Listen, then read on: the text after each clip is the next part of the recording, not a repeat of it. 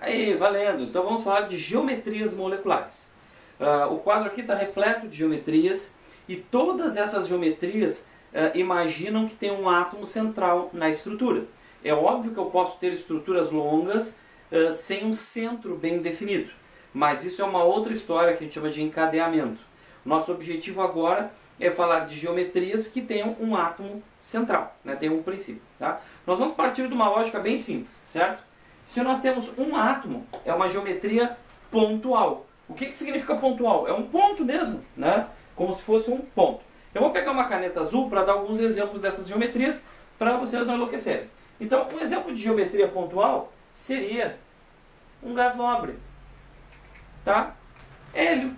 Hélio é formado por um átomo de hélio. Então, é um pontinho. A gente poderia tratar um tanque cheio de gás nobre hélio como se cada átomo fosse a molécula em si, porque é monatômica, né? E seriam pontuais as relações matemáticas, tá? Agora, se eu tenho dois átomos ligados, bom, aí já muda. A menor distância entre dois pontos seria um segmento de reta.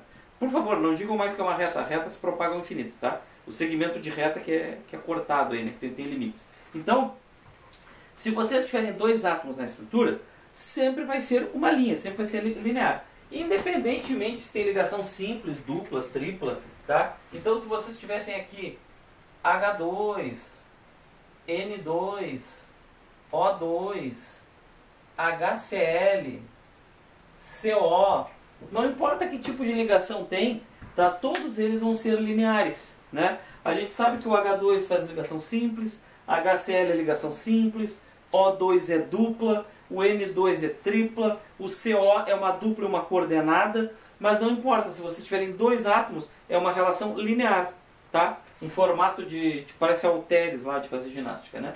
Tá? Então é linear. Não interessa o tipo de ligação, interessa o número de átomos para a gente ter uma noção geométrica de espalhamento no espaço, tá? Quando vocês têm três átomos, aí vocês vão ter duas situações, a linear e a angular, tá? Qual é a diferença? Quando vocês não têm sobra de elétrons sem se ligar aqui no átomo central, fica linear. Então vou botar aqui alguns exemplos de linear para vocês. Eu vou botar agora a forma estrutural abertinha para vocês enxergarem melhor. Então, por exemplo,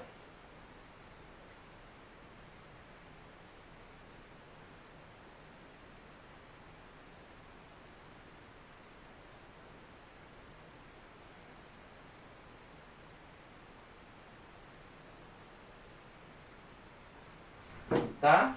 Então eu botei até um híbrido na jogada aqui que é o berílio. Olha só. HCN, tá? CO2, BeH2.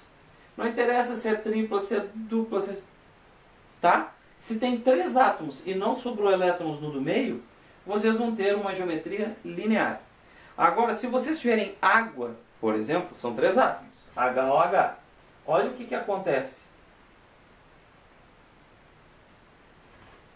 A água vai ser assim. Por que a água vai ser assim? Porque sobram pares no oxigênio que não participaram de ligação química. Tá certo? E esses pares são elétrons, são negativos. Então eles repelem as ligações que também são elétrons, também são negativos. Então acaba entortando ali, né? Então acaba fazendo um ângulo. De quanto é esse ângulo? Depende de quem está ligado e depende do número de pares de elétrons que sobram. Certo? Aí nós vamos ter uma correlação mais razoável sobre isso aí. Um exemplo que daria um ângulo diferente.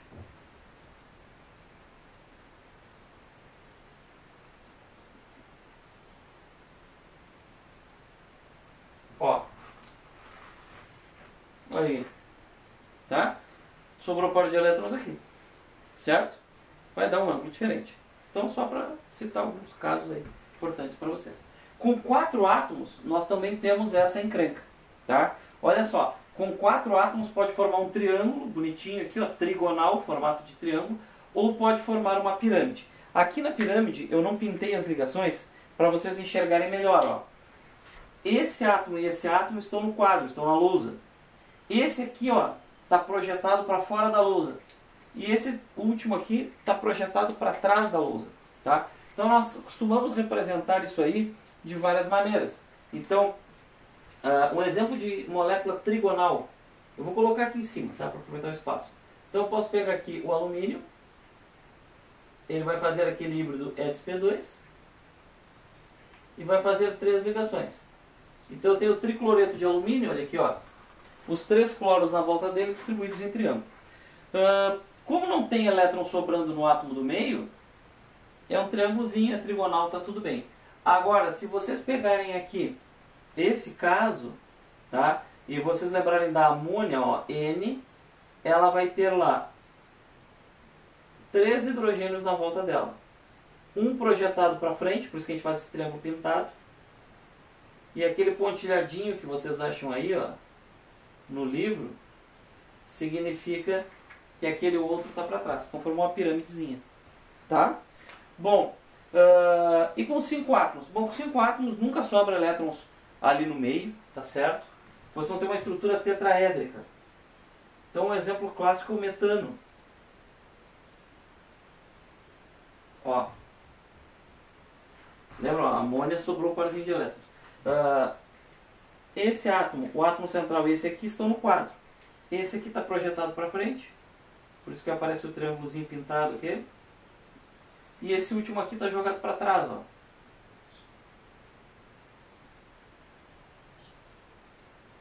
Tá? Como se fosse um tripé e o pino lá para segurar um microfone, por exemplo. Parece um suportezinho. Tá? Então isso aí que seria o metano. Se vocês tiverem aqueles híbridos, como o DSP3, por exemplo, são 6 átomos, né? Então olha aqui, ó. Vocês têm o átomo central, um para cima, um para baixo, um para o lado, ó. Esses 4 estão no mesmo plano. Esse aqui está lá para trás e esse aqui está para frente. Então a gente tem uma pirâmide dupla de base trigonal. Esse equador da molécula, esse triângulo aqui no meio, tá? É a base. E aí forma uma pirâmide para cima e forma uma pirâmide para baixo. Depois a gente tenta visualizar. Eu pego a canetinha vermelha e a gente faz isso aí. Então um exemplo clássico disso aí é o fósforo. Ó. Ligado com flúor. Ó. Vou botar o flúor aqui. Esses 3 átomos de flúor estão no mesmo plano que o fósforo, estão no quadro. Só que vai ter um átomo de flúor aqui na cintura da molécula, no equador da molécula, projetado para frente, e um flúor projetado para trás. Certo?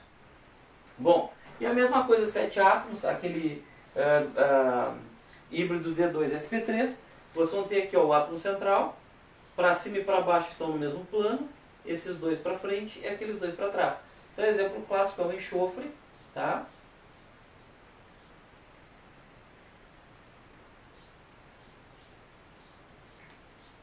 Está aqui cloro, por exemplo.